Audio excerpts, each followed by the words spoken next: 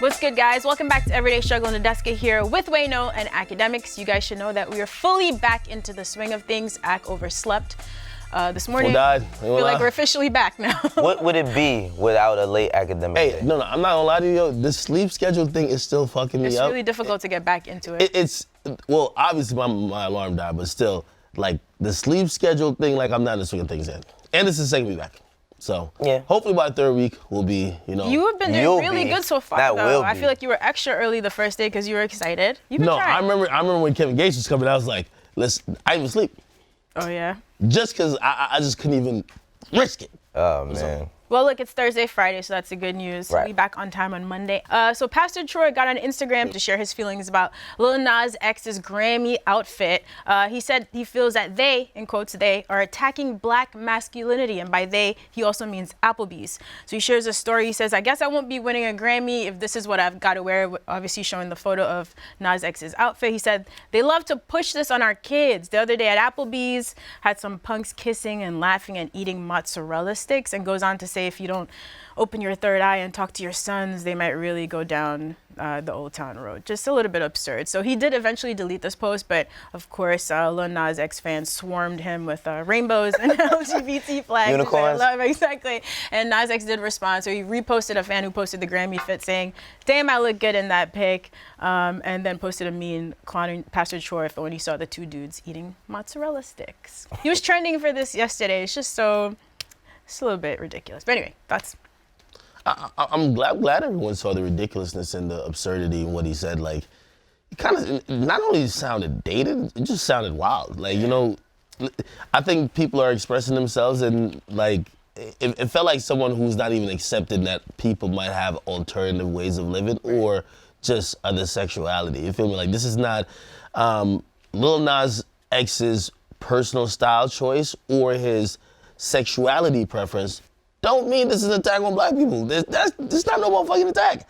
Actually, it's more of a liberation that he could. We all commented and we said he's pretty brave to risk not having a career, knowing the history of like just music, and coming out and just being him unapologetically. So this thing just sounds mad dated. I mean, imagine being at Applebee's and fucking upset as shit that some motherfuckers is having a good time. Well, I don't. Yeah, 5-star restaurant. Okay, wait, no, we. No, but no, look, okay, right. So look, Pastor Troy might be dated and this, that, and the third and everything, right? But that's how he feels. I think that everybody has the right to express how they feel, right? Especially regarding their children. Does it make it right? No, but that's how he feels. Wow, I will say this. Wow, Lil Nas X wearing that outfit, I don't think it's pushing, you know, it's taking away black men's masculinity or whatever. The outfit is still ridiculous, but that's his choice to wear. Like, what I seen the picture of, I was like, what is he wearing? But I didn't think about his sexuality because he was wearing that. Because I seen people wearing way crazier outfits than him. My man Guap Dad came through with the 11-foot do-rag. Oh, that was amazing. Did you see that? It was like a train on a dress, like draping down the carpet. Yeah, he had an 11-foot chrome do-rag. You know what I'm saying? Doug would wear something crazy, like we. You would have some shit like that. It'd make it easy for wrestlers. I mean, but I just look at, you know, the era that Pastor Troy came from. You know, the era that he came from, he kind of stayed there. Like, Pastor Troy, first off, I want to give him his respect as an artist, because I think that a lot of people found out who Pastor Troy was yesterday because he was talking about Lil Nas X and don't know who he is. And he's one of the pioneers of throwing bows and all that shit and crunk down in Atlanta. So first, I want to give him his respects for that. That's his view and his standpoint.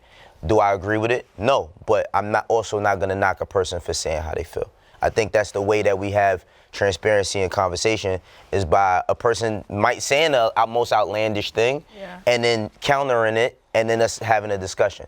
So I don't think, I'm not gonna throw him under the bus, but I do think that his timing was wrong with all this, and he didn't choose the right platform. Yeah, well, like, you know, like, I'm not really here to like just flat out only attack him. I feel like it's like even time to like really like evaluate some of the, you know, things that were either said in the past or just like narratives, you know, absolutely. Like, you know, hip hop music's been filled with a lot of misogyny. You know, that still continues now. Salute the future.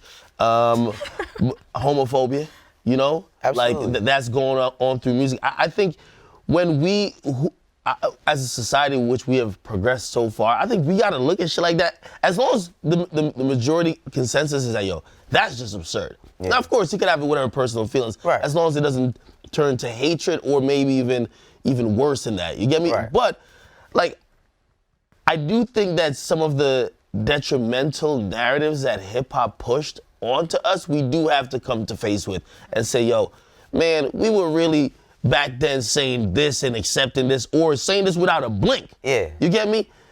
That shit was wrong.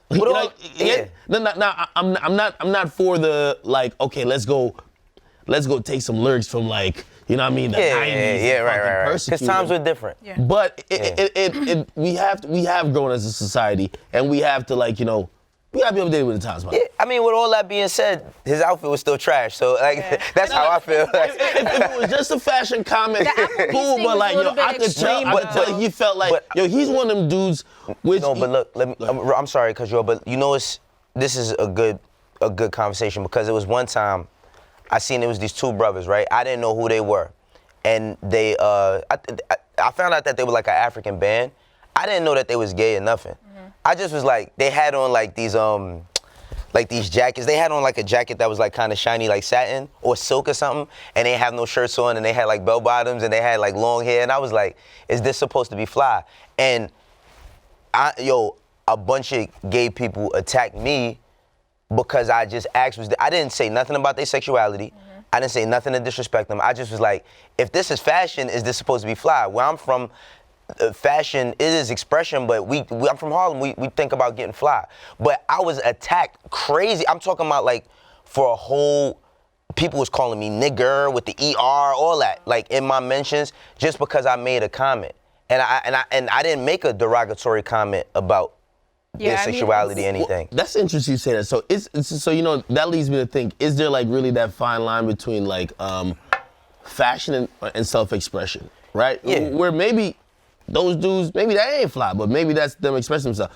Also, and again, I'm not even though I think they already put out the illusion that they might be whatever, but, like, you see Uzi with like a handbag or whatever the case is, or you see Thug in a dress or whatever. Is that fashion or self-expression? Because I think that's where we're at with it. And the only thing I was saying in terms of like Pastor Troy, like, he felt, it seemed he felt threatened. Right. He felt like his masculinity was threatened. And he also felt like, hey, listen, if I don't say anything, people are gonna think this is cool. And also, you shouldn't see it in a public place. So to your point of he should be able to express how he feels about it. Yeah. At the same time, then he's mad at people for expressing their sexuality. Obviously not overtly or offensively. Applebee's, bro, public, like, on a 2 for $20. Yeah. but that's another thing. Like, I go back to, like, one time, like, Styles was on the Breakfast Club, and then it was like, yo, they asked him if his son wore a dress, how would he feel? He's like, I don't want my son to wear a dress. And he was like, but what would people say? He's like, he's my son. Like, how could you tell me how I should feel about my son? Like, listen, if people want to wear a dress, if dudes want to wear dresses, that's on y'all. I'm not going to say that I agree with it. I just don't. But don't, my thing is like, don't make me seem like I'm a bad person just because I don't agree with your choice. That's all. You know, I think that, like you said, it's a fine line, because even when back to the tweet I made, when I said it, I didn't say anything to disrespect homosexual people at all. Like, I really was just asking a question, and I got attacked crazy, and that's the part that people don't really speak about. It goes both ways. It's so sensitive, unfortunately. Yeah. It'll turn into that quickly, but hopefully we can get past that. But I'm just saying, like, I could be sensitive about how I feel some ways too. Like with you, and luckily, and I learned this from ACT, you can't fight the internet. So I just started joking, like, they joked on me, I joked on them. I didn't, like, feel none of it. But there are people who, like, get depressed because people attack them online just because they merely ask a question. And I do think Wayno's right in some sense, but I'm gonna say almost completely different than what Pastor Troy kind of, like, it's way different. Like, but to Wayno's point, I do think because, like, you know, like, even the LGBTQ community, like based on what they've gone through and just some of the stigmas surrounding them, they're kind of protected. So, like, you could joke about everybody else, but you make that joke about that community, it's like super fine line. You're really on thin ice of like, of severe like homophobia or transphobia, rather than like, yo, you could joke on other people, like you could joke on a light-skinned dude and just for being light-skinned, you could joke on a dark-skinned dude for being dark-skinned. I don't know if you want to joke on. Dave Chappelle was the most extreme example we saw recently. It was a lot hilarious. of people were not amused. And have y'all ever seen Flame Monroe? So Flame Monroe is he's a comedian. He very honest. Like one of the most honest people I've ever seen. Like he said, you know, he does wear dress. He actually has breasts and all that, but he's like, yo, I have children. He has 4 kids that he made these kids, and but he has custody of all of them. And he's like, yo, my kids' friends come around, I dress as a man. And he's like, because to protect how they feel, like I don't want like people to judge them or treat them a certain way because of my choices. And like he's just so honest. I urge you to watch one of his comedy specials or watch like his interviews. It's like one of the most honest interviews I've ever seen from a trans person ever. I would check that out. It's back to what he was saying about being threatened, you know? Yeah. The idea that who you are threatens other people is still just unsettling, period. Yeah, It really has nothing to do with you and how you live your life. Absolutely. We could just live and let live, but it's good. We're making progress at least, so Right. that's the positive side. And Lil Nas X handles it well. And the outfit was so whack though. Like if you just said shit swag, man. That's whack ass. It's a whack outfit, but Lil Nas X is a very good sport, but I think that's because he was a troller. So he understands how to joke on every single type of level. Because I follow tons of trollers, like tons of meme pages. They got some dark humor, but it's hilarious. Like I feel like if I was a kid, I would have been one of them too. Yeah, he never seems triggered. Can't fight never, the internet. Yeah. All right, so let's play a little game of over, under, some predictions for the coming weeks and months, the whole year perhaps. We're gonna start with Roddy Ricch. Of course, he's been killing it on the charts. So, number of additional weeks that Roddy's The Box will stay at number 1, over, under, 2. I'm gonna give Roddy, like, I give him a month and a half. What's that, like 6 weeks? I give him another 6. Cause I know Drake is gonna drop something as soon as the weather starts breaking after Super Bowl. Yeah, I'm sorry, over. I'll go over. So way over 2. Yeah, way over 2. Okay. I just think that Roddy is having a wave right now, and it's a word of mouth thing. I think it's a word of mouth thing. He has good music, but he's also getting the right looks mixed with having a great album, winning a Grammy is just his time. So I give him over 2 weeks. I give him like another 6. Okay. I give him at least 3, and the reason why I'm giving over 3, or at least 3, or over definitely 2, is because I do think probably the next big release, and again, this is no inside information, this is me just kind of watching and just seeing trends from previous years. I believe in February we might get maybe the first like major project, especially around Valentine's Day falls on a Friday.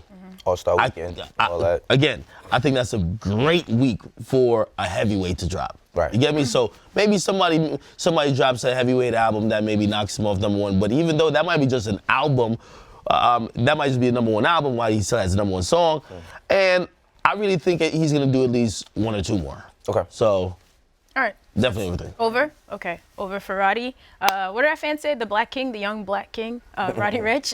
So the next one, we know that Lil Baby's gonna drop an album soon. I think Migos said the next chapter of Culture is coming. Gunna's probably gonna drop. There's always a compilation. So number of projects Quality Control will drop in 2020, over, under 6? Easy. Is it all upside down or no? I don't even know. Okay, here we go. Right. No, definitely over 6. Yeah. So I already did the math. So we got Yachty. Roddy. We got Migos. Yep. Baby. We got Baby. I believe we're gonna get a City Girls. JT's home. We'll be off halfway house or kind of house arrest, whatever. We're already at 4. Okay. Now, I believe they have a few other artists that are kind of upcoming. Lil Marlo. Collision. Exactly. Collision, Marlo. Duke Deuce. Exactly. Right. But also 5, if there ain't a QC compilation, come on, man, come on, like so that's already 5. Yeah. So we have 5 already, and I do think like Lil Marlo, I think they're gonna put this is the year they start to, okay, you're on autopilot, Lil Baby. Let's focus on building this next superstar. Right. So I think whether it's Lil Marlo or someone else, that would be number 6. And I think of the 3 Amigos, I think at least one's gonna drop a solo project. I don't see another compilation that soon. I don't see another compilation that soon. Only because it's like, You don't see it for a year? Really? nah, I don't see another compilation. They don't drop a compilation every year. They don't drop every year a compilation. It's only 2 of them. So you're saying under 6? Well, over 6, but I don't think that a compilation is gonna come with that. I think, of course, Yachty, Baby, Migos. The only reason I'm saying the compilation is here because I feel like the compilation is the introduction to the new artists. And while all these other artists are kind of on like autopilot, what better way to kind of introduce like the next person you're gonna push and maybe even give him more shine on it? I forgot the young lady's name. They got an R&B girl. I'm sorry for forgetting your name, but she's really dope. I forgot her name. It's like Lane Green. It's like yes. Something like that. Yeah. She's probably gonna drop as well. So. Okay, so it should have been like over under 8. Yeah. 5. Absolutely. All right, we tried. Over under they don't get. They the new low limit, man. Yeah, over under they getting all the money in the right. Goddamn. So there's a lot of speculation about projects coming this year from Drake and from Kendrick. I think it would be amazing if they all drop, but we do know that Cole, at least he said it himself, he's definitely gonna drop a project called The Fall Off. But when? Over under 6 months before we get this. Shit, I say over 6 months, man. I would like for Cole to drop soon, but I think it's not even a year to the date of the Dreamers, and then they just dropped the director's cut of the Dreamers, right. Revenge of the Dreamers. So I think it'll probably be 4th quarter. I think Cole is gonna wait it out. Let everybody else eat. I know Kaz is coming with something. JID, Boz probably gonna come back. I think Cole is probably gonna do 4th quarter. That's my guess. I'm gonna win on this one. I'm going over. The reason why I'm definitely going over is that you had Cole, who I give the MVP to for 2019. You know, he did kind of announce, and my dates might be a little bit incorrect here, but I think around like maybe October, November, like, yo, I'm shutting down the features. It's at 3rd. I'm good. And obviously, I think that's for him to go into album mode and kind of get low a bit. He's not the guy who floods the market with just straight quantity, even if it is quality. He doesn't. He chills. He lets the market breathe. Revenge of the Dreamers, the director's cut actually just came out. I feel like he chills out while we're probably gonna have a lot of heavy hitters, including his counterparts. And, you know, just friendly competition. I'm thinking, just like Drake is watching what he's gonna do, what Kendrick's gonna do, I definitely think he's watching what they're gonna do. But he's probably in the position more than they are to not put out music and not be as missed because he did so much last year. So I think he chills. True. Happy belated birthday to Cole as well as a couple of 35. days ago. Yep, 35. Oh, you don't miss anything. Good age. Wow. It's good to get old out here, man. Real talk. It is. Absolutely. Underrated aging in this genre. So like you just mentioned, there's a lot of other artists on the label who are expecting projects from this year, like JID, maybe Ari will put out another one. JID is the only one that sounds like pretty sure that that's happening soon because he said himself he was finishing it up. So a number of other Dreamville artists besides Cole that will release albums in 2020, over under 4. You definitely just switch that up. I definitely, yeah. Yeah. When I think about it in that context, I say under 4. Yeah, I say shit. 3 would have been too easy. Had to. 3 was too easy. Yeah, I say under. I say under 4. Ari Lennox, JID. Kaz, like you said. Kaz, yeah. Kaz probably gonna put something out too. Shit. And Cole. I think I did say Boz, but now when I did say besides Cole, so you're at 3 right now, if you're doing the math. Right. Earth Gang dropped last year, but who knows? They're always on the road. They could put out. I don't know what, man, you know what? I'm tired, man. Everybody dropping shit. Like, we can't never call it. I don't know. I'm gonna go under simply because I feel like the releases might be more scheduled towards the quarters. And I do believe that when it's Cole's time, there's probably gonna be like a 4 to 5 month period where you're not gonna see another release from a Dreamville artist. And that would leave Ari Lennox, JID, and maybe just another project kind of there. So, you know, I can't see more than 4 happening. Because I think that's more of the QC approach. And not that it's bad, but I think it works more for QC as opposed to like Dreamville. True. Just with all this momentum, it will be interesting to see what their strategy is moving forward. All right, so Lil Wayne is supposed to drop funeral this week, but because of Kobe's death, like there's a chance he might delay this album, but you know, that means it'll probably still come in the next few weeks. So number of first week units this project is gonna sell. Now keep in mind when he dropped C5, that was 480,000 first week. That was a big debut. So I was streaming and physicals, but also there was a lot of time in between projects, a lot of anticipation. So how many first week? Over, under 175? I'm going 200. Even though, you know, I feel like, you know, of course we want to see C5 so bad. And by the way, I was worried about what the numbers would be for C5 because it's been so long between projects, and this is hip hop. Out of sight, out of mind. And honestly, I think nostalgia, like people really supported, and also like people were following his plight, the whole thing with the Cash Money. This particular project, Funeral, we really don't know what to expect. There's not a legacy or a series that's involved with it, but we do still want new Wayne music. I mean, again, and I think I'm definitely within my right to compare him to M. M just dropped. M did over pretty much almost like 3, right? I do believe I just wish there was a single or something like that. But I still believe without that, he drops, I think he'll do 200. So I say over 175, but I say over 200. I think Wayne can pull off 3. I think I was gonna bring up the M. Almost a surprise, not really surprise release, but just no single rollout, no nothing. Yeah, because you the thing is like the funeral is something that we was hearing was gonna happen before Carter 5. There's always been rumors of the funeral. So while the Carter 5 has been anticipated as like a series release, the funeral. Remember, even I think when Wayne talked about it a few times, he said it was just gonna be him rapping, like, you know, kind of going back to when he first started, when he changed from the first Cash Money era into just lyrics. So I think like there's always love for that with Wayne. I say about 300. Okay. I'm gonna change. What? I can't agree with Wayne. Sorry. I'm going under. I'm sorry. I'm gonna tell you why. Why. Because if y'all remember when he dropped I Am Not Human, that particular album, I feel like fans somehow distinguish. That was the jail album? When he was locked up?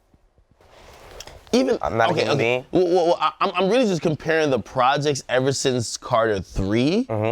And the Carter series is where we see fans really flock to it, and that's where we see it's more commercialized, it's and third. But we have seen passion albums. And when you, as you mentioned, if he's going back to like his old style rapping, this and third, it might just be some shit where like, this might not be the what you're expecting type of shit, right? And that was Rebirth. That was I'm Not a Human Being. And though those didn't do, you know, he was doing like 1 million first week. Right. Those did around like 200. That was then. I do think he's cooled off a little bit. He did 485 on Carter 5. I think definitely over 150, but I don't know over 200. You don't know over 200? I don't know over 200. Wayne, No, but still, say he delays the album release from this Thursday. Say it comes next Thursday. Again, what might change is in my mind, we've been hearing like he's doing this press run, like he's gonna actually, he never does press. I think Wayne doing press is almost equivalent to having a single that's moving. Just because we never hear from him. Right. And if he does that, my mind will change. But if he's just dropping an album cold like that, I don't know if Wayne fans are as stanish as Eminem fans to go run it up to 300 or run it up to 200 plus on a album series that's not the Carter series. I don't know. I'm gonna stick with 300. Okay. Let's see. Stand firm. I am excited to hear the interviews, though. Me too. It's always interesting to hear where he's at. All right, so one more on the Wayne topic. The state of Cash Money has been a little mysterious to us over the past few years. You never know what's up or down. So number of Cash Money or Young Money artists that you think we're going to hear on Funeral. Let's leave it to Cash Money, over under 3. Here, on the album? The fuck? What? Wait, who the fuck is on I took away Young Money, just Cash Money. Cash Money. Who the hell's on Cash Money? Isn't Drake? Juvie Drake's back? on Cash Money. People are coming back into Juvie's the on fold. Cash Money. Birdman's still on Cash Money. I'm still confused by this whole thing because from what I hear, Drake shit goes all the way through. He just goes through Universal. That Cash You Money might is still have the completely imprint. cut out? Yeah, Well, on the label side, but the imprint might just still be there on like, you know, brand and whatever comes out. Okay, But we're counting him though, just all right, for fine. relationships. So we're counting. And Corey Guns is on this album. Fuck Oh what you my talking God! about. All right, fine, man. Corey Guns is on this album. Okay, so if y'all are counting Drake and Nicki, I'll go over, man. But if y'all weren't, like, I'll go over. Okay, so if we weren't, then what? the Zero? wrong- No. Well, honestly, I do believe he's probably gonna link up with, and are we still considering like Manny Fresh? Yeah, they're all back now. I love that, of course. That's Cash Money alumni. Okay, of course, that's what I'm saying. Current Cash Money though, right? Yeah. Yeah, over there. Okay. Same. Same.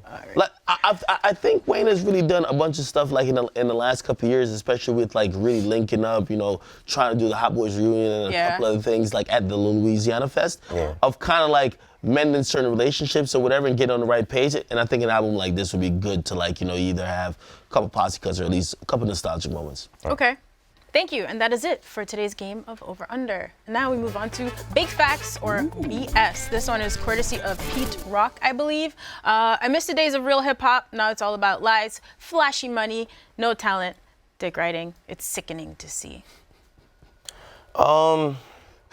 What you laughing at?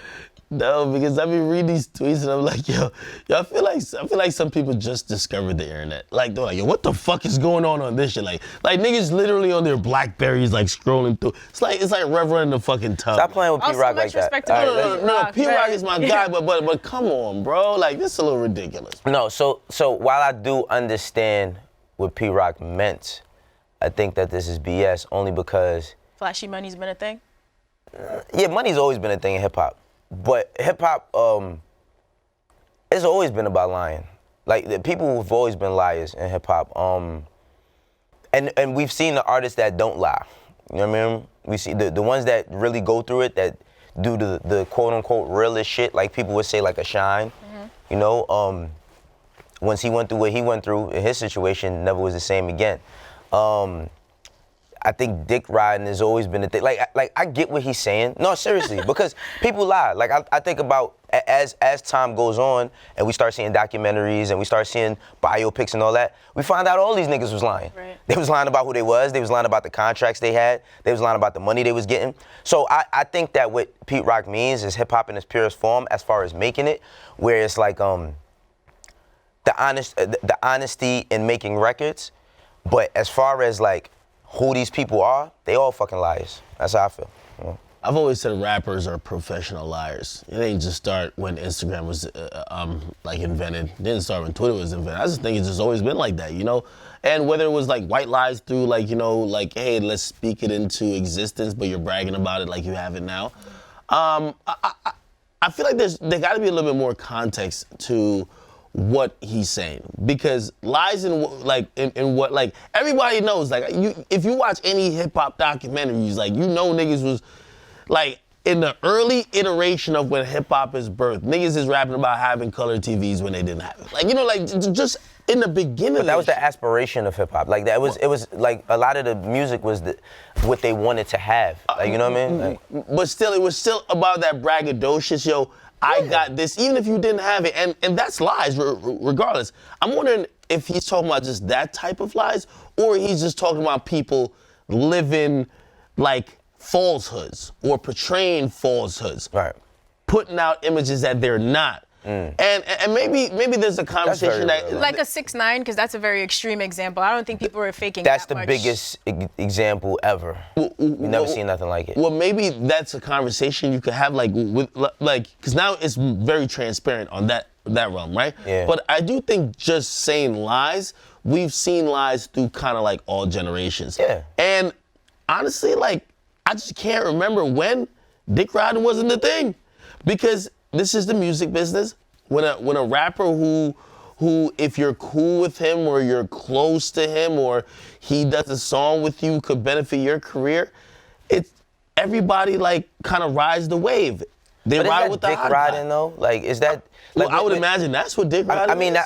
I wouldn't. I mean, if we're talking about making music, and right now we just was talking about Roddy Ricch being one of the dopest up and coming artists, and it's a new kid that's coming out, and yeah, he knows if he gets a Roddy Ricch feature, it's gonna blow him up, but he genuinely likes his music. Is that dick riding? Like, I don't look at that as...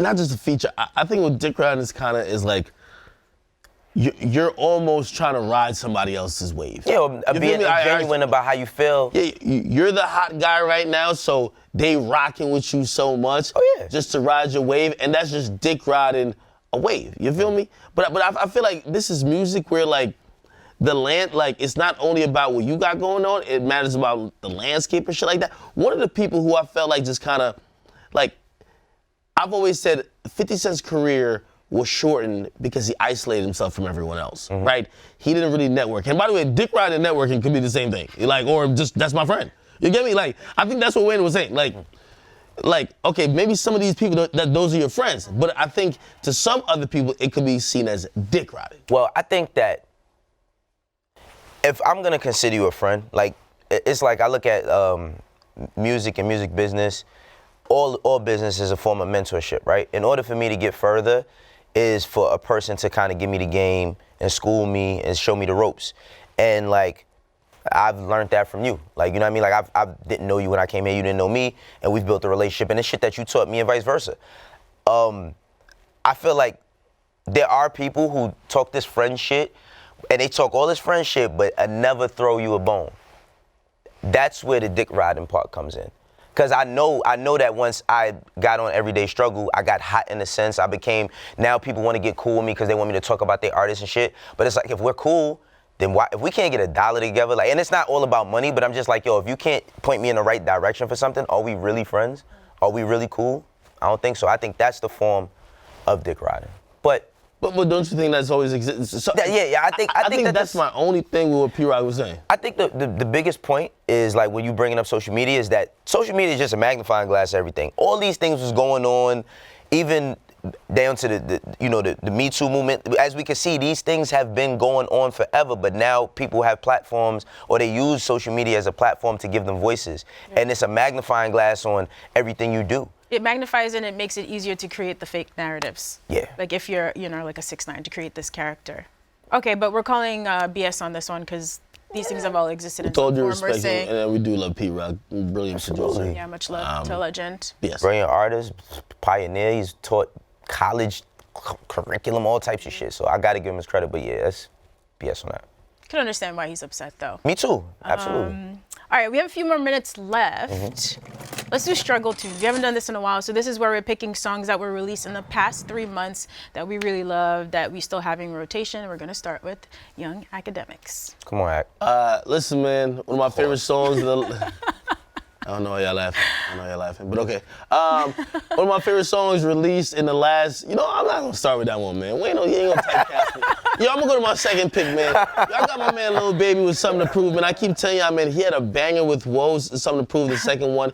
His album is coming up clearly. And I feel like, he's just killing everything. And I'm impressed by him because he's not reaching for features to help him or try to, I got a star-studded lineup, so go check me out. He's actually doing it by rapping and actually the neighborhoods he's really connecting with, fucking with them. So right. I got that, Something to Prove. Okay. I got Young Thug Millions, So Much Fun is still in rotation. Okay. You get me? And this is how you know you have really a solid album, where you could be like enjoying and going on to your 4th and 5th favorite songs on the album. Right. You feel me? So that's what makes So Much Fun unique album, and that's why it's still last, and that's why I added that. YNW Melly, I ain't lying, man. I just can relate. He I can do a lot of lying. No. I don't do no lying, nigga. He's a connoisseur of the cognac. You know what I mean? Of the what? What was it? Cognac? What? Cognac? Yeah, nigga. Shut up, Wayno. I'm just saying, man. This is the hook. You say sipping Hennessy. I like it. I sip Hennessy too. Try to get all fucking and shut up, Wayno. Wait your turn, nigga. The fuck? hating on me.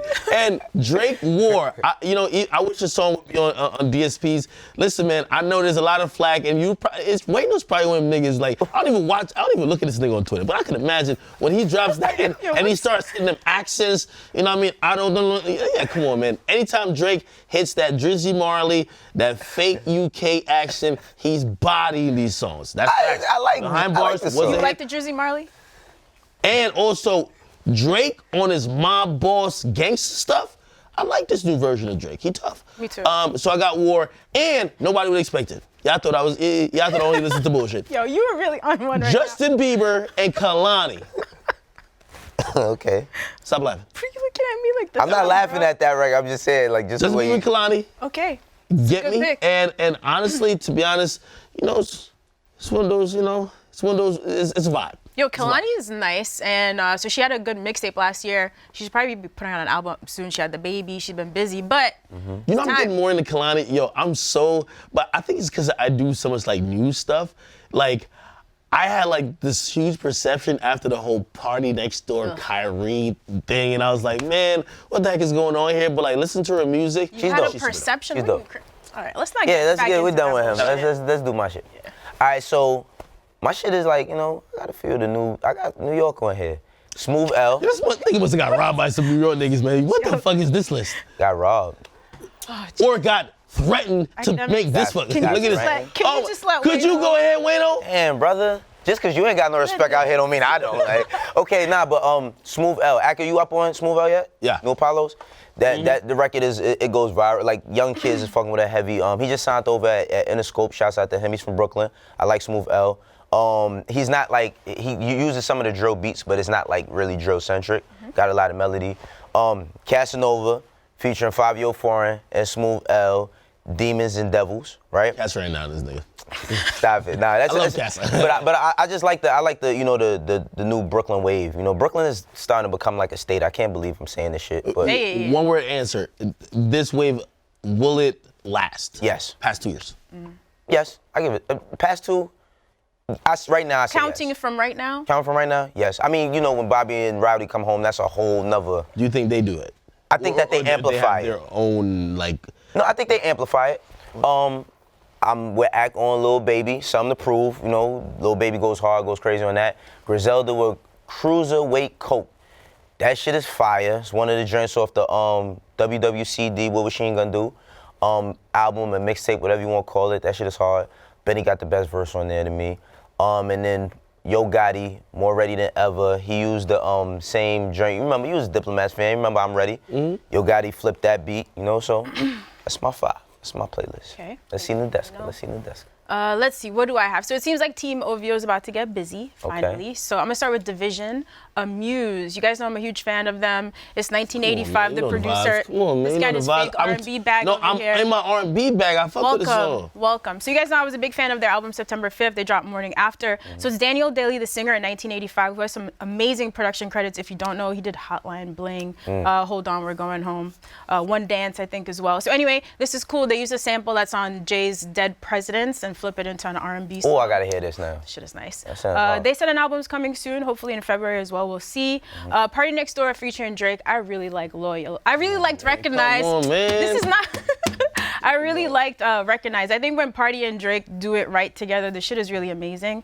I hope that Party gets out of his way and puts out a great project this year. I'm looking forward to that. Mac Miller. So I think John Bryan, if I'm saying that correctly, produced. Is that right? Is it Brian? I was getting flames. Right. How don't y'all know this guy? Because He's a musical genius. Right. Some names you read a lot, but you don't have to say out loud a lot. So apologize if I'm saying it incorrectly. He produced most of Circles. That's Mac Miller's posthumous album. One of my favorite songs on there, one of the most upbeat, is called Blue World. And one of the co-producers on this is Guy Lawrence from Disclosure, who I really, really, really love. So I like the song a lot. Oh. K Tornado, he did it again. 99.9%, one of the best albums of the past decade as far as I'm concerned. Like, he always picks the right talent to put on projects, like people like Sid, Anderson .Paak. So on this new project, Bubba did it again. Dope features on there. Sir is on here. Kali Uchis is on here. A lot of people, so I picked Gray Area featuring Mick Jenkins, but the whole thing is fire. I love Kali Uchis. Yeah, so good. And my honorable mention, Vince Staples featuring Black and Mariba.